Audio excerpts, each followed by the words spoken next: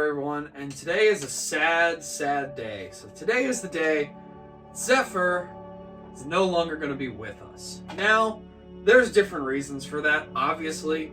This was built in the golden age of springers, and flywheels were really just starting to become a thing when people didn't have 3D printed parts to do stuff, and we were just trying to get by with what we had. So, a little bit of a backstory for you guys who do not know about Zephyr. Zephyr has been through 3 or 4 different paint jobs at this point. I think it's 3. I've painted all of them, I just can't remember.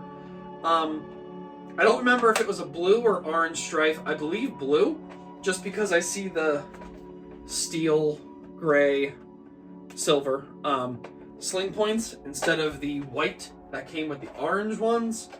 So I believe she was a blue strife right in the beginning, when stripes really started coming out. It was pretty obvious that they were going to be something special.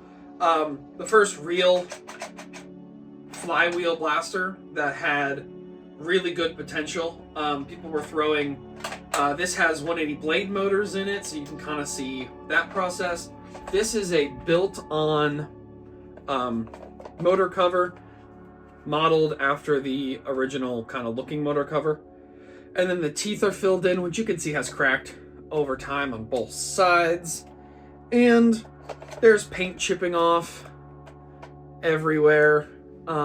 This has been used and abused as a drop point right here.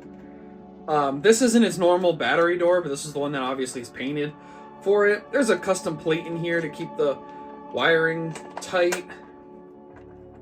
This was really cool when I made it back in the day. So yeah, so in this video, we're gonna go ahead and tear this down for the final time, where I'm gonna keep as much as I can just as memorabilia. I'm gonna keep the battery door. I'm gonna attempt to get this 3D printed magwell off. I don't know how I attached that. I'm gonna get rid of the access door. Again, the Sharpie lines, I have no idea why. And I'm gonna try to save the motors just for nostalgia. They're not really that useful anymore. So we'll be getting that done one way or another here. So here we go.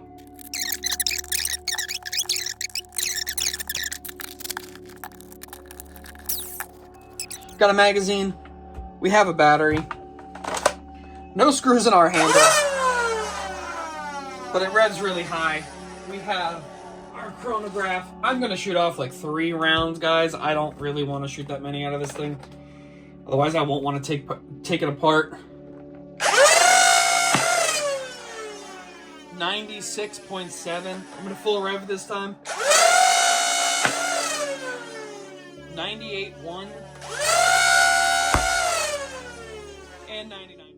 This hits pretty hard, guys. Tearing this thing apart, really for the last time, is really emotional for me. This has a lot of nostalgia to it. Again, built in 13, 14, painted 3, 4 times. I'm pretty sure it's 3. But a lot of cool times I've really had with this thing. But in the end, as you saw, it really underperforms and does not meet today's standards. So it's time for it to go. But it's going out with a bang. And we're keeping some decent parts from this thing. So here we go. There's the inside of her. I didn't like saying that. This is the inside of the blaster. And you can see, well, that's a piece that broke off. 2 pieces that broke off in the magwell. Oh yeah, this was really used. This might have been an orange strife, actually. I see a lot of traces of orange in there. Kind of can too. Okay, so this was an orange strife, but it went through a vinyl dye black and then a silver top coat was its first wave of paint.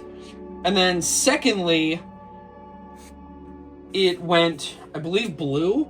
I think I had this painted blue. When I was using it a lot, I just like to spice up the color. And then I painted it this red in the end of 2016 for my 2017 loadout, which was featured, the blaster was featured a lot. That loadout video actually never made it into production. It was filmed, but it never actually went anywhere. So here we go. We are officially tearing this thing apart. I'm really not keeping a lot. Probably trigger. Not keeping the rev switch or the mag release. Jam door is going to go. A lot of poor choices were made here back in the day. This has that custom battery plate to keep the wiring out. This used to have a dark guide, so you couldn't get into the jam door to clear jams, but it helped back then. Not really sure what that choice was, but we just go ahead. We completely gut it. Again, keeping trigger, because it's a metal trigger and there was a spring behind it because it's so heavy. But I pull this motor cage out, and in all honesty, getting pretty emotional. This is the inside of the blaster, obviously. Pretty honestly simple. There's a lot of electrical tape adapter wiring, and this was not done in the best era. Stock cage, stock wheels, blade motors. Let me get the cage out and I'll show you what really was going on here. Alright, wiring has been removed. You can go ahead and see in here now. So, for these teeth, it is literally just the same thickness as the shell. And that is just slid on there, sanded and puttied to make it just fill that gap perfectly. Sits out a little bit, and once we're done, I'll actually crack this shell, and you'll see how it kind of worked. But you can see the motor cover is the same kind of thing. I don't remember. I got it from somewhere because I didn't do all of that. I don't really remember. This happened so long ago. So, pardon my light. But, pretty interesting. I'm going to try and get this mag well off real quick.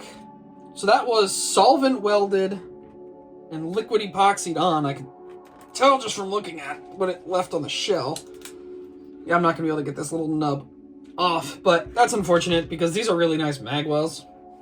But I do prefer the bulkier ones anyway. Okay. Let's see, that one came off fine. That's what it's supposed to look like. Nice little gap there, but I broke the other side, so there's no point in keeping that. But okay, this is like a farewell. Alright everyone, so that's it. She is gutted. I really wish I could have saved this magwell, just truly because they don't, he doesn't make them anymore, but it doesn't actually aid to the functionality. You can see there's still a lip there with it. I believe this one was one of the early production models. But it doesn't matter. It's gone. You can actually see some of the ages of paint. There's a little bit of black, a little bit of blue, and then obviously orange underneath. But anyway, it's been nice while she lasted. You saw 100 FPS max. Is not exactly good for 180 blade motors, but you can see there how this sheeting was done.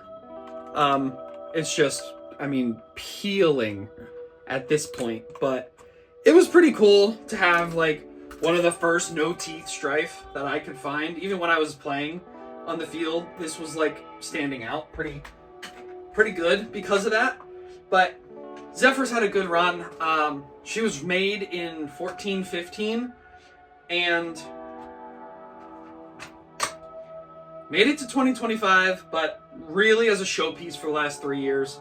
So that's kind of it. Thank you guys for watching the memory / final ride and teardown of Zephyr. I appreciate all your support. Thank you for anyone who remembers this blaster when it was made in this form, when it was called Zephyr. It's been around the block quite a bit, so thank you for everyone who has watched, has liked, has subscribed. Please leave comments. I love comments. I really don't get enough. But I'll see you guys in the next one. But this breaks my heart.